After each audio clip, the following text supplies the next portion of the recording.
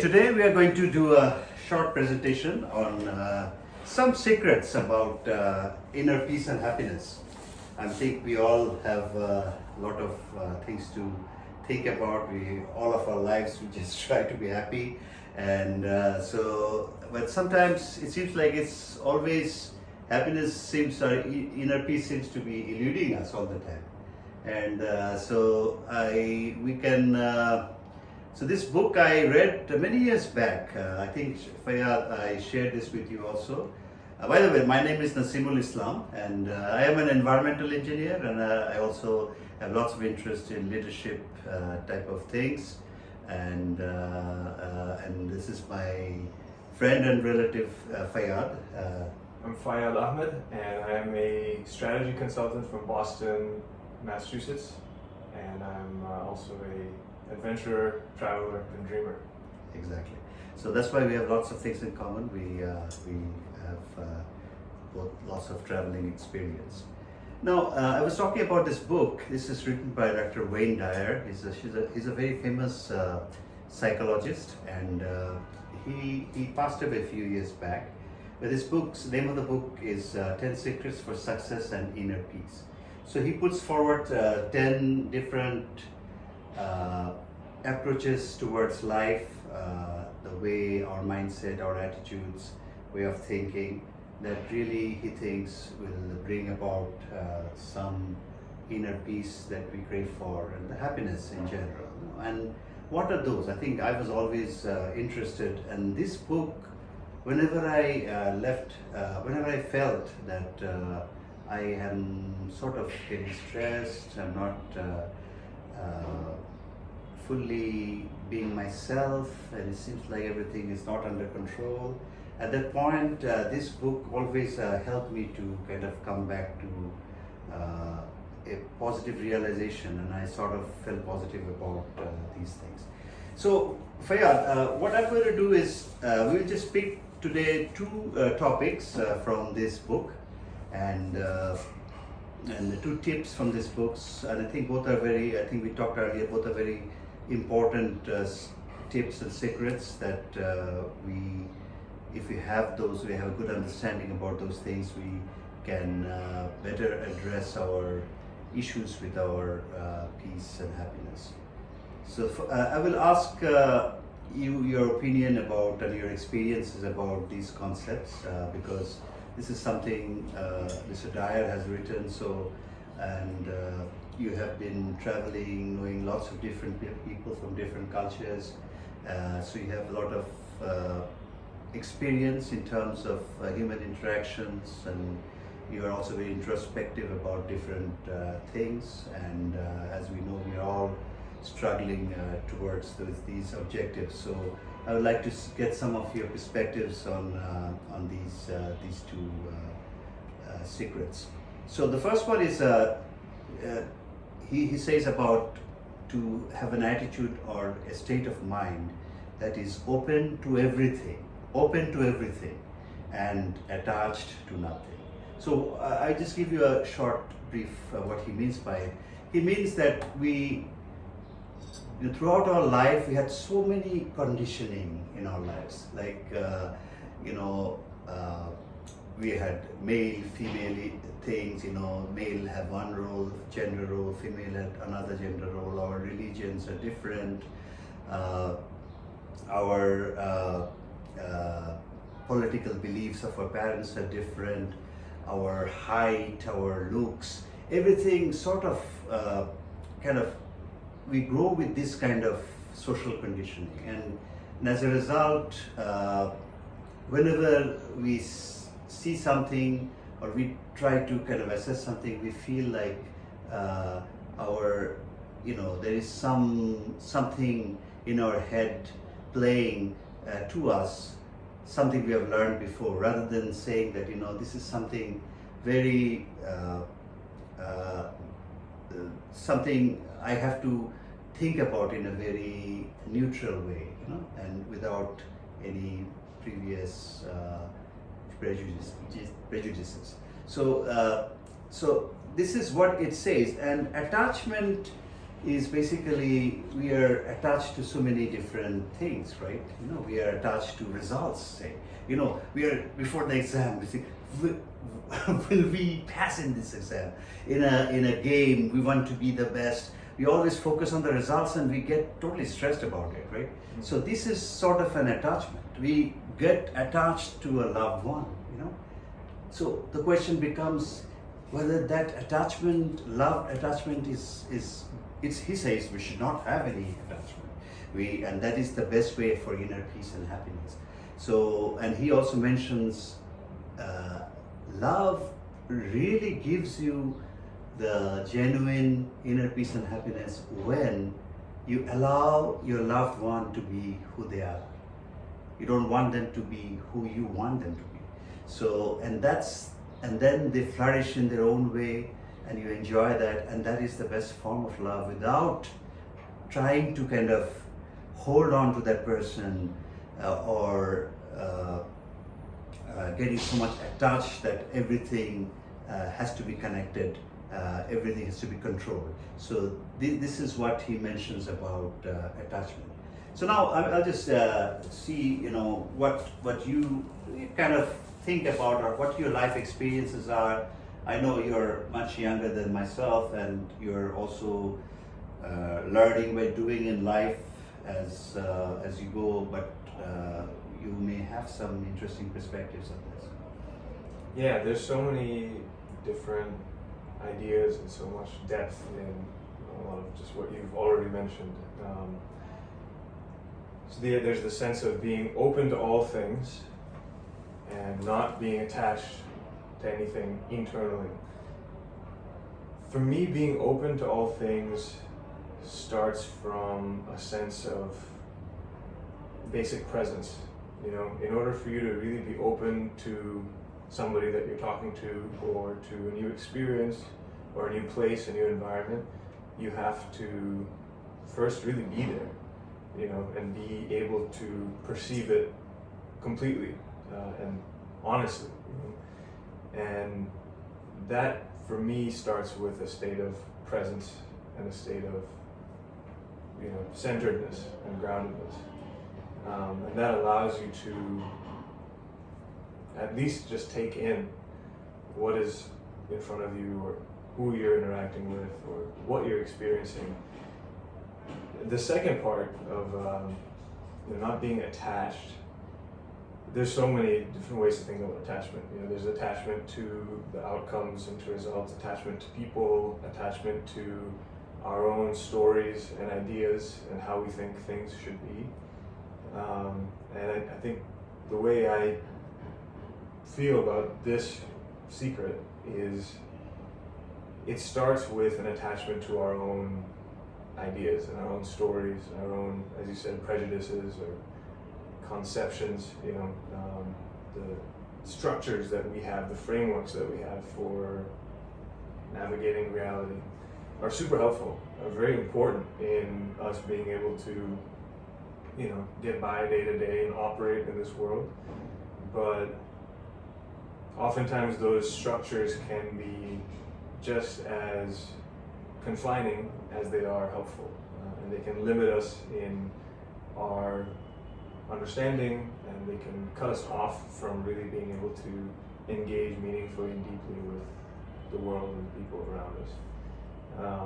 And so I think that also comes from a state of presence where if you are fully present with the people or the moment that you're in, I think you also start to develop a little bit of space internally from your own narrative and your own story and your own ideas. It doesn't mean that they're gone forever. I think there's a difference between attachment and just having ideas and having your own stories and narratives.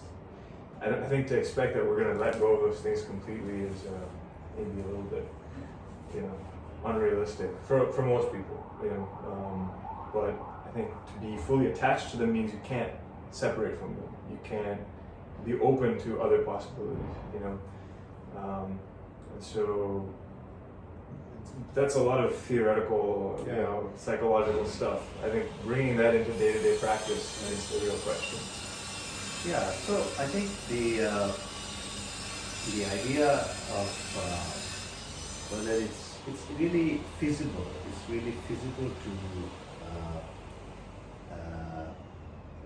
be open-minded or not to be attached. Is it really possible in real life not to do that? You know, I mean, can we really be open-minded? Can we really be not attached? But if you think that if this lack of open-mindedness or lack of or more attachment creates so much unhappiness in us, if we can realize that reality, then maybe there is some incentive for us and to be more open-minded and to be less attached. But it seems like to me that looking at something as is almost seems like an impossibility, as you were mentioning. You know, is there a way that we can approach these issues and let us understand that this is possible, this is feasible, and this is good for us? How would we make ourselves understand that these things are really good for us and also possible? That's a good question. I think it takes time and practice. Oftentimes when people talk about meditation or yoga or something like that, they talk about a practice, meditation practice or yoga practice, where to engage in life in this kind of a way isn't like flipping a switch where you say, okay, I'm just gonna be open-minded from now on. It's I think it takes small steps and slowly it becomes a way that you embody over time. But for me, it starts with things like, an example is when you are looking at a beautiful sunset, or when you're at the ocean, at a beach, a beautiful beach, or looking at a mountain. Usually, you don't look at that and say, oh, it shouldn't look this way. It should look a little different. Oh, that wave, it looks a little bit funny. Or that mountain, that slope, it should really be sloped that way. It's not some judgmental. You're not judging it. You're accepting it for what it is because it's a beautiful thing and because you recognize that it's a natural phenomenon. It is exactly the way it's supposed to be. And I think that sort of way of looking at things can be applied to the rest of your life. You can look at things outside of yourself and you can look at yourself in that same way, because we are all part of nature and we're all expressions of nature and the universe and life, and so for me it starts with those kind of examples of, can you find opportunities in the day-to-day to look at life the same way that you would look at a beautiful natural scene.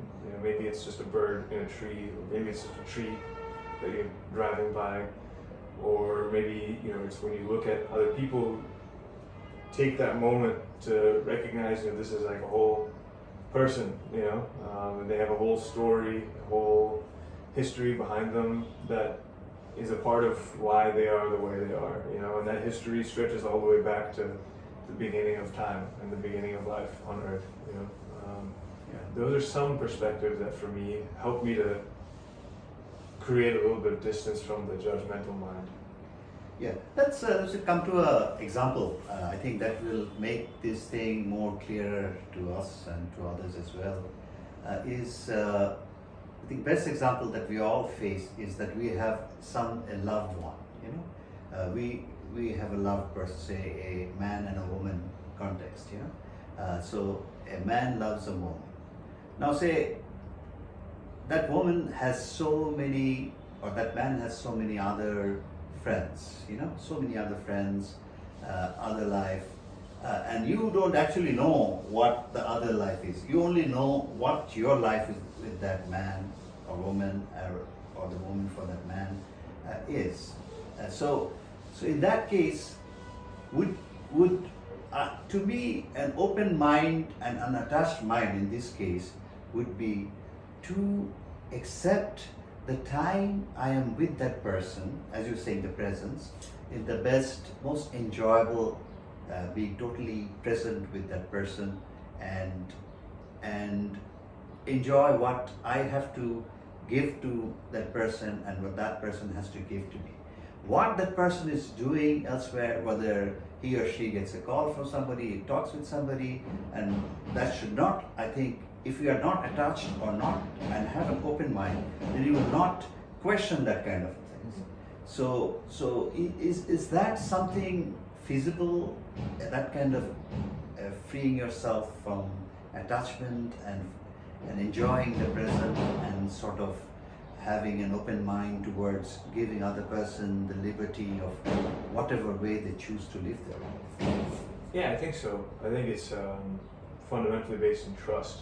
I think trust is the other element that comes into, say, living free of attachment, especially when you're talking about the feeling of attachment or possessiveness with other people. I think that's more what you're getting at, is like a feeling of possessiveness, where you want to control or you want to know everything about what they're doing. And I think that comes from insecurity. It comes from a place of lack of confidence, or maybe even ego. And I think the way to approach relationships in a healthy way, ideally, is if there's a lot of trust. And trust is always something that's earned. Trust, respect, these are things that are earned over time. But I think it's both in the context of a relationship, but also in greater things. I think that attachment and that clinging and that kind of possessiveness oftentimes actually comes from a place of fear, where you're afraid to let go of that control. You're thinking about all the different possibilities that could happen and go wrong, and so from that fear you're attached and you're clinging. And I think when you trust in life and you trust the people that you love, and you can find that faith to let go of that control and let go of that attachment, you actually allow life to flow. You allow yourself to flow and to be the way that you are meant to be in your own nature. You allow that other person to live, and to live in a way that's unencumbered. It doesn't mean everything's going to work out perfectly. It doesn't mean everything's going to work out the way you want it to work out. But the way you put it before as well,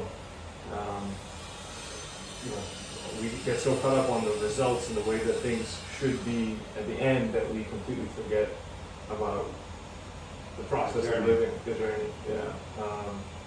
And things may or may not work out exactly the way that you want them to work out. But if you're not living that journey in a way that feels natural to you, and you're not allowing people in your life to live in a way that feels natural to them, then it's not going to be a fun journey no matter what. So it's two interesting things. One is we talked about the trust, and the other one is the journey. So my question is that trust itself is an expectation, right? So when you trust somebody will do something like this or that way, that is actually is an attachment. That you expect that person to be like that. So I think the way Dyer has mentioned this secret is more of it's truly let things be as they are, and you understand them as they are without judging or without having a need to control, or without using your own connectivity or attachment to it. Yeah. And I think that's where he says things about genuine peace and happiness. It's hard to, I think, for us to understand that, but none of us are used to this kind of mindset, right? Yeah. But but it even intuitively it seems like an approach that is basically you allow people to be themselves, to decide, and you enjoy what is in the present and what makes you happy in the present, without judgment, Right. without control, without fear, without expectations, without where it may lead to. Yeah. So these kind of things, if we can live without those kind of emotions and attachments, then he thinks that it is a better way to get inner peace and happiness. Right.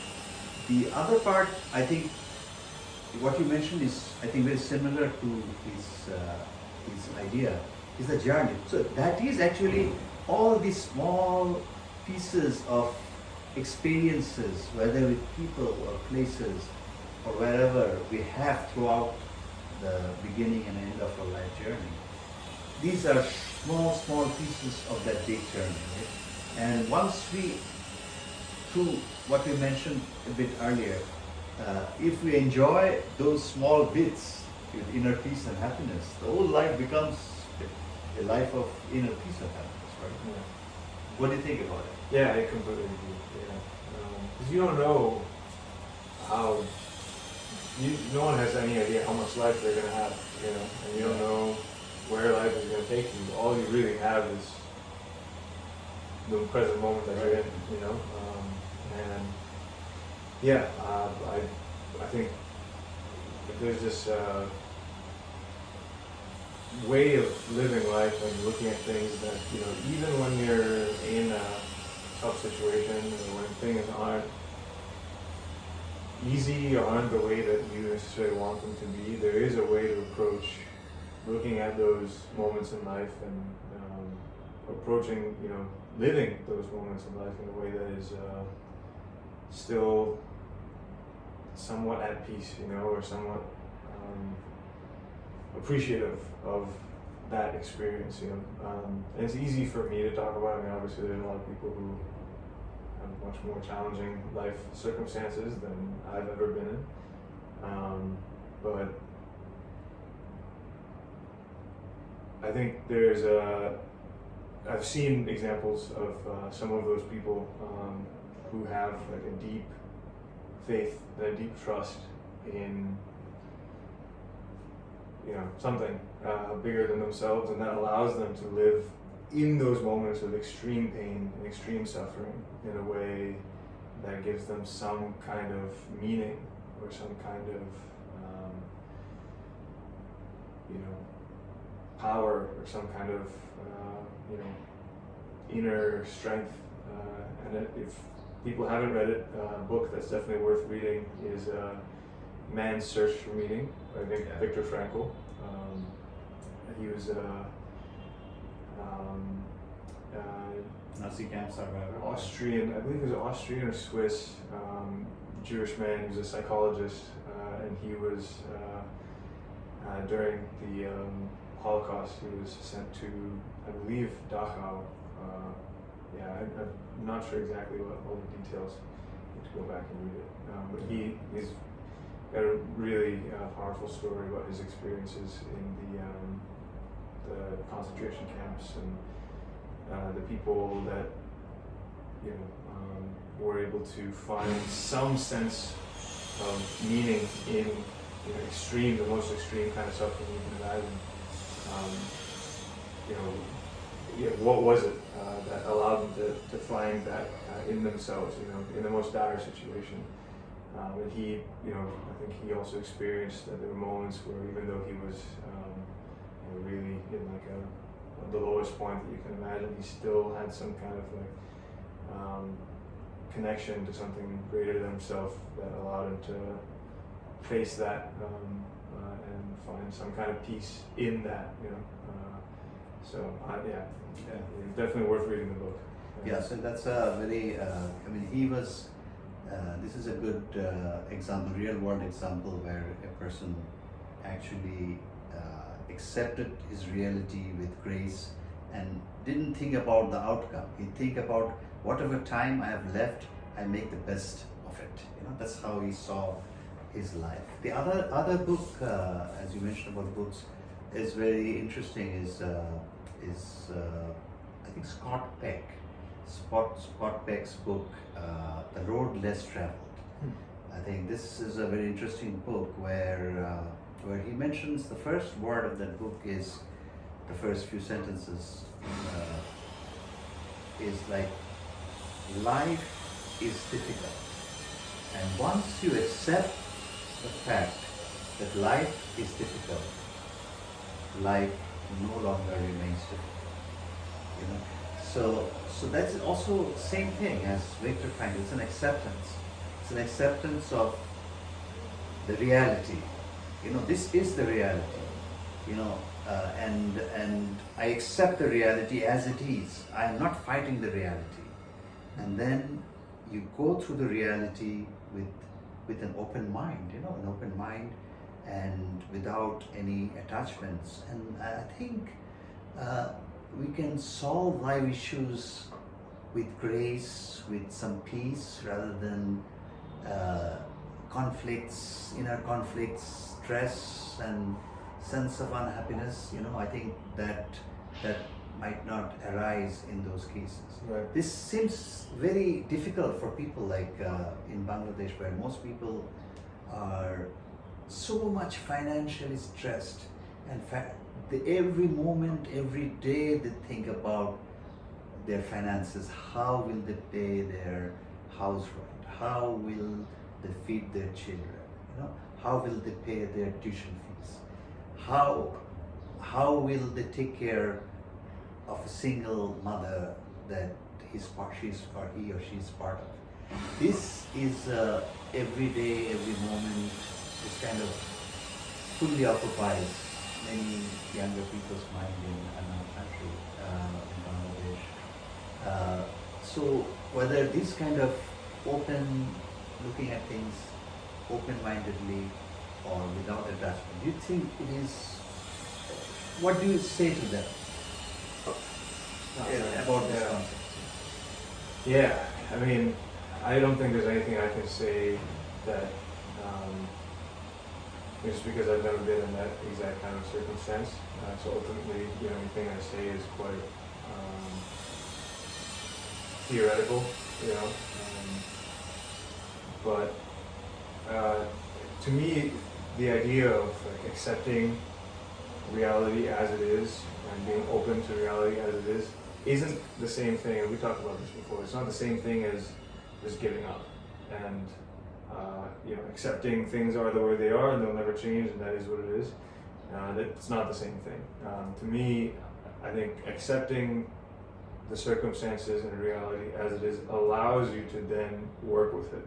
It allows you to then engage in the world and engage with yourself in a deep and meaningful way that actually empowers you and actually allows you to affect real change, and I think that sense of peace and that sense of centeredness also is not the same thing as not having emotions or not having strong feelings about what's right and what's wrong. I mean, certainly there are things in the world that are wrong and should be opposed with, your complete energy and complete power, like oppression, and I think poverty, especially the way that it seems things are in Bangladesh, is a form of severe oppression. This is not like it's a natural phenomenon. Things are the way they are because we've made them a certain way. People have made them a certain way, and so for me, I think and I guess what I would say is that acceptance is really just to allow you to think clearly and to see the world and your situation clearly, and to accept it as what it is means that you can then begin to work with it. And if you don't accept that you have a knife in your leg, right, and you're living in a world where no, it's not there, or you're so upset about why it's there, Right. that you're not going ahead and pulling the knife out or dealing with the situation directly, first you have to recognize there's a knife in my leg. Right. And then you can recognize that someone put the knife in my leg, you know, and deal with the knife in your leg if you have to deal with it, and then you can deal with the person that put the knife in your leg, you know.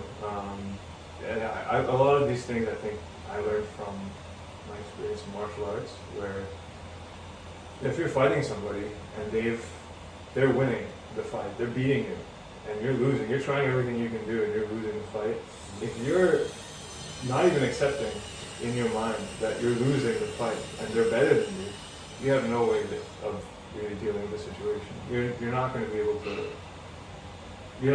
to adjust your approach.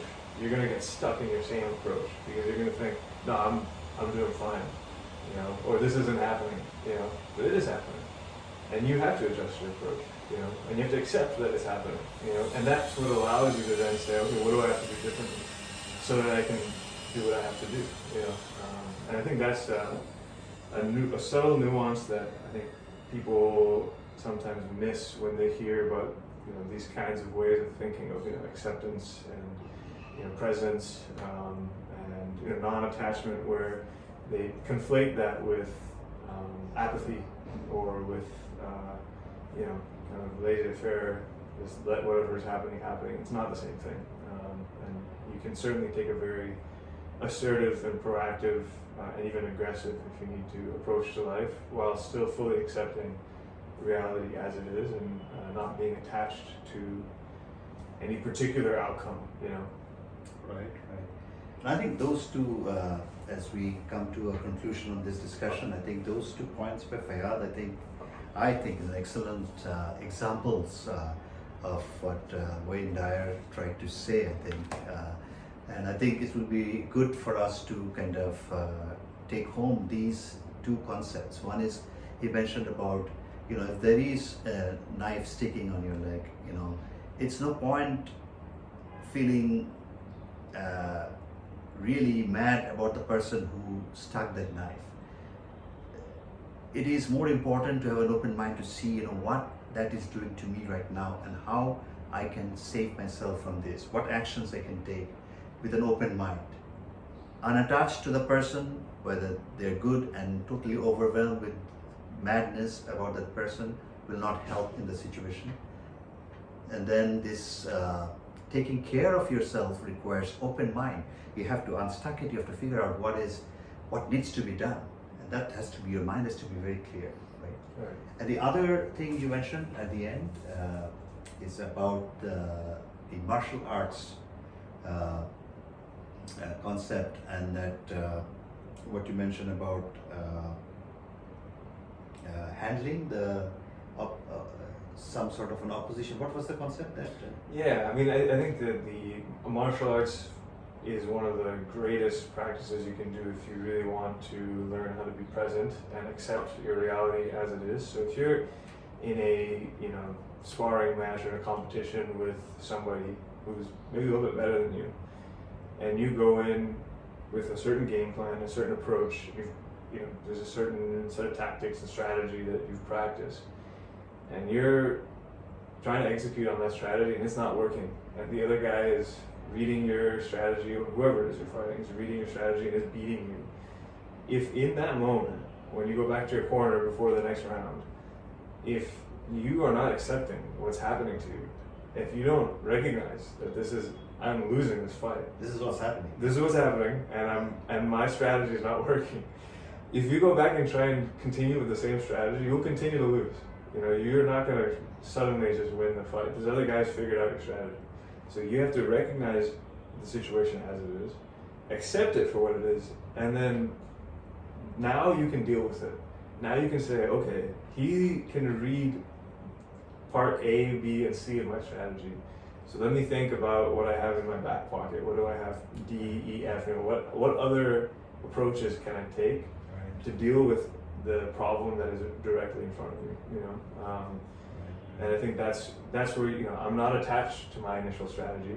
I'm not attached to winning the first 3 rounds. I lost those 3 rounds, but now I'm gonna go ahead and I'm gonna accept that I lost those 3 rounds, and now I need to win round 4, 5, and 6, and onwards. Right? So to me, those are just some of the kinds of lessons that you can learn in martial arts. I think that is excellent example for kind of operationalizing the thinking. I think with that we will close this session. That you know, if you are faced with a challenge, to take your example, if you're faced with a challenge, we might lose, but we'll not be mad at the person why he's winning or why am I losing. We are not going to be attached to those kind of results or what will happen at the end.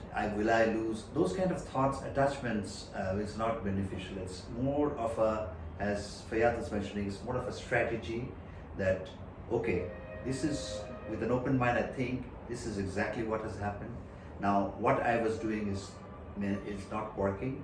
I am going to do my best to give my best to in this situation in whatever way I think might work. So, and that's an open mind, I think, you know, and so I think this, if we keep take home this point, and I think that will give us a more clearer idea about what this concept has been telling us.